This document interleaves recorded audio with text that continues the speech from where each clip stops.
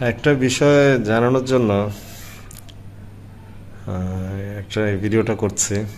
সেটা হচ্ছে যে গতকালকে আমাদের এক পিচ্চিকে আমি পড়ালেখা বোঝাচ্ছিলাম আর কি। তো ওর সমস্যা ছিল যেটা ও ও বকা আর বোকা এই দুইটার বানান ঠিকভাবে করতে পারছিল না, যে কোনটাতে ওকার হবে। ও বকাতে ওকার হবে না আর বোকাতে ওকার হবে, এটা কেন কি বুঝতে পারছিল না। তো আমার কাছে মনে হচ্ছে সিম্পল জিনিস ও কেন কনফিউশন তৈরি করছে। তো আমি ওকে বললাম যে আচ্ছা, তুমি যখন কাউকে বলবে যে ও একটা বোকা, তখন তুমি কি বলবে? ও একটা বকা বলো নাকি ও একটা বোকা বলো? বলে বোকা। তারপরে আমি বললাম তুমি যদি কাউকে বলো যে ও আমাকে বকা দিয়েছে, তখন তুমি কি বলো? ও আমাকে বকা দিয়েছে বলো নাকি বোকা দিয়েছে বলো? বলে বকা দিয়েছে বলি। তখন আমি বললাম তাহলে তো হয়েই গেল, এখন তুমি বানানটা খেয়াল করো। যখন বোকা লিখতে হয় তখন তুমি ওকার দিবে না। ও মানেই তো ওকার, মানেই তো ও মানে বোকা। আর যখন তুমি বকা লিখতে যাবে তখন তো ওকার দিলে সেটা বোকা হয়ে যাবে, ওকার না দিলে বকা।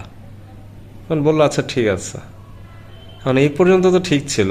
আজকে যেটা ঘটেছে সেটা হচ্ছে ও আবার পড়ালেখা করছে। তো আজকে ওর বাংলা বইয়ে একটা লাইন লেখা যে বর্ষাকালে নদী নালা পানিতে ভরে যায়। এখন ভরে যায় বানান তো হওয়া উচিত ভয়কার রয়কার। বর্ষাকালে নদী নালা পানিতে ভরে যায়। এখন যেহেতু ভোরের মধ্যে ওকার নাই, ওর তো পড়তে হবে পানিতে ভরে যায়। এখন এখানে আবার তাকে বলা হচ্ছে ভরে যায় বলতে, কিন্তু ওকার হবে না।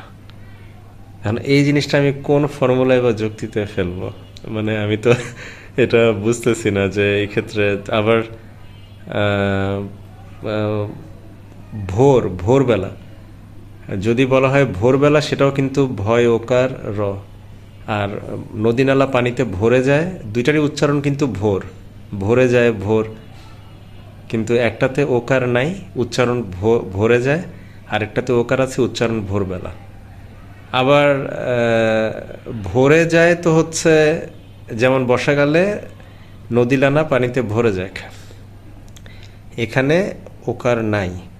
আবার সাপোজ কেউ যেমন বলে যে সে ওর উপর ভর করেছে, অথবা নির্ভর করা, এখানেও তো ওকার নাই। তাহলে ভরে যায়, ভোরবেলা, ভর করা, মানে এক এক সময় উচ্চারণ এক এক রকম হচ্ছে, কখনো ওকার হচ্ছে কখনো হচ্ছে না। এই জিনিসগুলি তো আমরা আসলে লিখে লিখে অভ্যস্ত হয়ে গেছি বা এভাবে শিখে গেছি, কিন্তু নতুন যারা শিখে তারা তো আসলে ফর্মুলায় বা যুক্তিতে বা থিওরিতে ফেলতে পারে না। কঠিন হয়ে যায় জিনিসগুলি। তো আসলে এই ক্ষেত্রে বাচ্চাদের তো আসলে এটাই বলা উচিত না যে বর্ষাকালে নদী নালা পানিতে ভরে যায়। তাহলে তো মনে রাখা সহজ হয় বানানটা। হ্যাঁ, ঠিক না? বর্ষাকালে নদী নালা পানিতে ভরে যায়।